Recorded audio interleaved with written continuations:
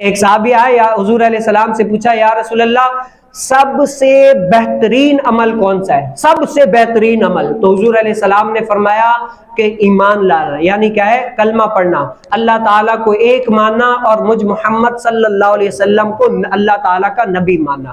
سب سے بہترین عمل جو ہے نا یہ ہے کہ مسلمان ہو جاؤ، اسلام کی طرف آ جاؤ۔ اس کے بعد جو بھی عمل ہیں وہ اچھے، لیکن سب سے بہترین عمل کیا ہے؟ وہ یہ ہے کہ کلمہ پڑھ کے یا رسول اللہ دوسرا بہترین عمل کیا ہے؟ تو حضور علیہ السلام نے فرمایا دوسرا بہترین جو عمل ہے نا وہ کیا ہے؟ جہاد۔ جہاد کرنا بہترین عمل ہے۔ دوسرا اسلام کے بعد کیا ہے؟ جہاد۔ یا رسول اللہ تیسرا عمل کیا ہے؟ حضور علیہ السلام نے فرمایا تیسرا عمل کیا ہے؟ حج مبرور ادا کرنا۔ اب ان تین چیزوں کو محدثین نے کھولا، کیا ہے؟ محدثین فرماتے ہیں اگر حضور علیہ السلام سے صحابی نے پوچھا نا یا رسول اللہ سب سے بہترین عمل کیا ہے؟ حضور علیہ السلام نے فرمایا سب سے بہترین کلمہ پڑھ کے مسلمان ہو جانا۔ اب اگر کوئی اور بتا دیتے نا تو غیر مسلم بھی کرنے لگ جاتے کہ یہ حضور علیہ السلام، کیونکہ آج بھی غیر مسلم بھی حضور علیہ السلام کے فرمان سناتے ہیں۔ آپ یقین کریں میں ان کے ساتھ کپڑا خریدنے کے لیے گیا نا تو وہ جو خرید تجارت کے جو ان کے پاس حدیث ہے نا حضور علیہ السلام کی، ان جو وانیاں جو غیر مسلم ہیں ان کو بھی یاد ہے کہ یہ حضور علیہ السلام کی حدیث مبارک ہے، یہ بھی حضور علیہ السلام کی حدیث مبارک ہے۔ کہا کہ ہم مانتے تو نہیں ہے لیکن اتنا ہمیں یقین ہے کہ جو حضور علیہ السلام نے فرمایا تو کیا ہے؟ حضور علیہ السلام نے فرمایا سب سے بہترین عمل کیا ہے؟ اللہ تعالیٰ کو ایک ماننا اور مجھ محمد صلی اللہ علیہ وسلم کو اللہ تعالیٰ کا نبی ماننا، یہ بہترین عمل ہے۔ اور دوسرا عمل حضور علیہ السلام نے فرمایا جہاد کرنا۔ اگر تم مسلمان ہو گئے، اللہ تعالیٰ نے تمہیں توفیق دیا، مسلمان ہو گئے، ایمان لائے گیا، کلمہ پڑھ لیا، اب تم پر یہ ہے اب اگر تمہارے دین کو کوئی نقصان پہنچائے یا دین کے اعتبار سے دین کی طرف، تو اللہ تعالیٰ نے تمہیں مسلمان کیا، اتنی وسعت دیا کہ ہے جہاد کرو، جہاد فی سبیل اللہ کرو تاکہ تمہارے دین کی تقویت ہو۔ اور دین کیا ہے؟ دین کی بقائی کیا ہے؟ جہاد سے۔ اللہ تعالیٰ کے محبوب علیہ السلام نے خود قرآن میں اپنے صحابہ کو جہاد کی ترغیب دی، یا ایھا النبی حرض المؤمنین علی القتال۔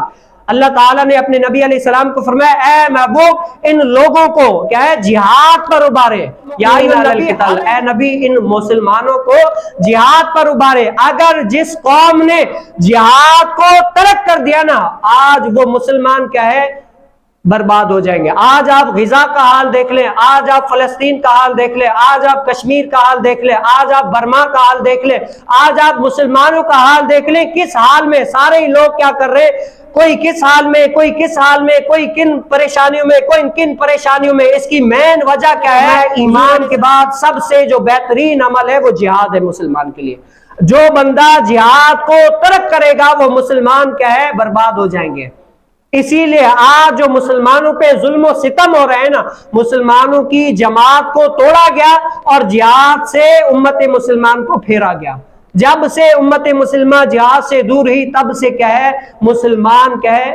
بربادی میں۔ اور تیسرا حضور علیہ السلام نے فرمایا ایمان کلمہ بھی پڑھ لیا، جہاد بھی کر لیا، تمہارا دین بھی محفوظ ہے۔ اب اگر اللہ تعالیٰ نے تمہیں تقویت دی ہے نا، اتنا پیسہ دیے، اتنا مال ہے تمہارے پاس، کیا ہے؟ اللہ تعالیٰ کے گھر کا حج کر کے آؤ، کیا ہے؟ کعبۃ اللہ شریف دیکھ کر آؤ، حج کر کے آؤ۔ اور حج مقبول، حج مبرور کا محدثین نے فرمایا مقبول شدہ۔ مقبول اسے کہتے ہیں کہ یہاں سے جیسا جائے نا اب واپسی آئے تو اس پر محمدی رنگ ہو، کیا ہے؟ یہاں سے تو جائے بڑا گناہگار گیا، بڑا خاطی گیا، وہاں پر بس حضور علیہ السلام کے در مبارک پر پہنچنا تھا، کعبے پر پہنچا تو وہاں پر کیا ہے؟ محمدی رنگ لگنا شروع ہو گیا، اور وہاں سے آ کر بھی یہ والا رنگ چڑھتا ہی رہے بلکہ دوسروں کو اس رنگ میں رنگتا ہی رہے، کیا ہے؟